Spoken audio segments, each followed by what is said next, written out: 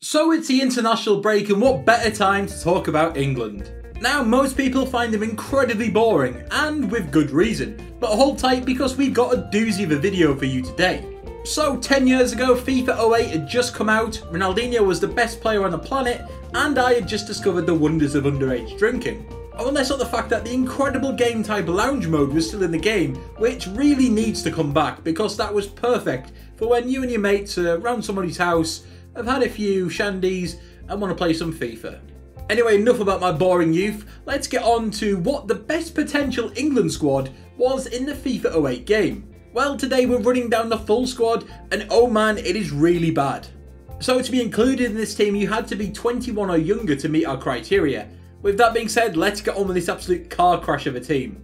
In goal, Scott Carson. Jesus, that might be a bit unfair to Carson, but this is the man that we all blame for England not making it to the 2008 Euros. Well, him and the Wally with the brolly, aka Mr. Hare Island, aka Steve McLaren.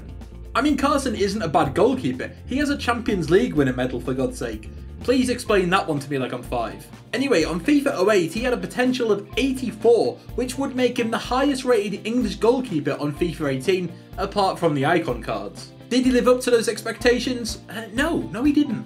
Centre back, Micah Richards.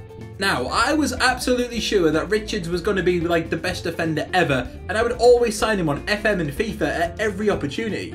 However, in real life, he was hounded by injuries that pretty much cost him his Man City career and a move to Aston Villa, which has been absolutely dreadful for him. At the time of recording, he has played just 26 times for Villa after falling foul of a nasty knee injury last season. Incredibly though, he could get up to an 87 and was a powerhouse of a centre-back on FIFA 08. However, his rating on FIFA 18 is 74, which is actually 8 ratings lower than his base card on FIFA 08.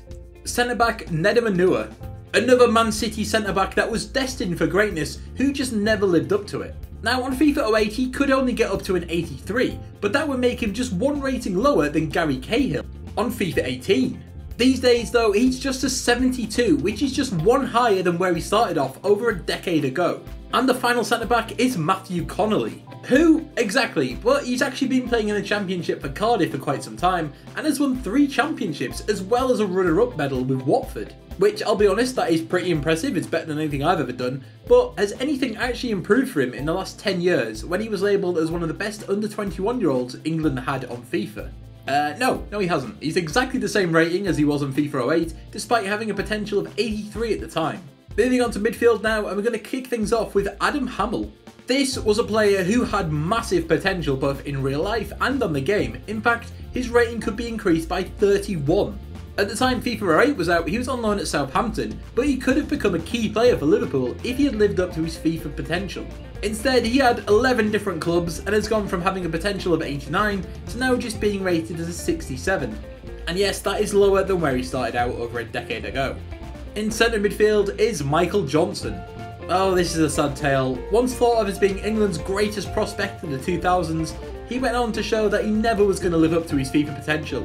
In fact, he was given an 85 potential, and that was with him playing just 10 times in the Premier League. In fact, his potential got even better after a really good season in the 07-08 campaign for Man City.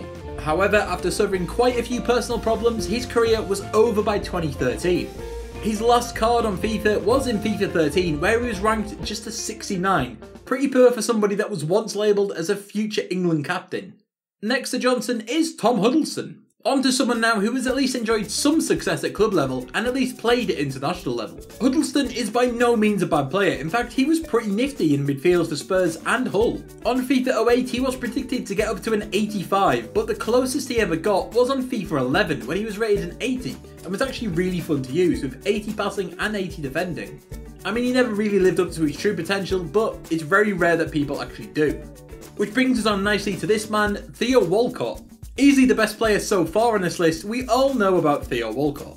Once again, he is a good player, even if he can't cross and still thinks that he's a striker. You're really not, Theo, just let it go. On FIFA 08, he could reach upwards of an 87, which is pretty impressive, and would make him the 3rd highest rated player at Arsenal on FIFA 18. Now, I mean, he has got really close to that through informs, but never anywhere near in his base card. Now, onto the strikers, we're going to kick things off with James Vaughan. Now you're probably going to laugh at me here, but there was, seriously, a brief moment when people thought that James Vaughan could become the new Wayne Rooney. I still feel really stupid for saying that, but that is true. However, there was no chance of that ever happening, despite how much the media wanted it to be. In FIFA 08, he was given a potential of 84, which he almost reached last season after getting a Team of the Season card in League One, which was an 83 rated. He now plays for Sunderland, so I think the chances of him ever getting near an 80 again are well and truly over. Our second striker is going to be Billy Sharp. So on FIFA 08, Billy Sharp was the third highest rated England player in terms of potential. Now again, by no means is he a bad player. We found out it's easier to say that than rather face the wrath of them on Twitter, which we did with the Irish Chavy, as he'll now be known, David Mailer. Now Sharp was given a potential of 88, and that would mean in FIFA 18 he would be the same rating as Patrick Vieira, Zlatan Ibrahimovic, Michael Owen and Paulo Dybala. He played only twice in the Premier League for Southampton, but is probably the ultimate League One and Championship forward. And finally, rounding this team off is Wayne Rooney. So Rooney's rating and potential were just insane in FIFA 08. He was already a 90 rated player, but could reach 91. Seriously, he was one of the best players in the game. He had incredible pace, strength, dribbling, passing and shooting. Which, we'll be honest, that was pretty fair because he was very good at the time. In fact, he was so good that he got upgraded to a 92 on FIFA 10 and then was given a base card of a 90 in FIFA 11. His Team of the Year card in FIFA 12 got him up to a 95, but these days he's just an 81, 9 ratings lower than he was on FIFA 08. And that's our team. Which player with incredible potential on FIFA never lived up to their potential in real life? Be sure to let us know that in the comments below. Be sure to like and share this video as well, and hit that subscribe button to join Team Top Corner right now.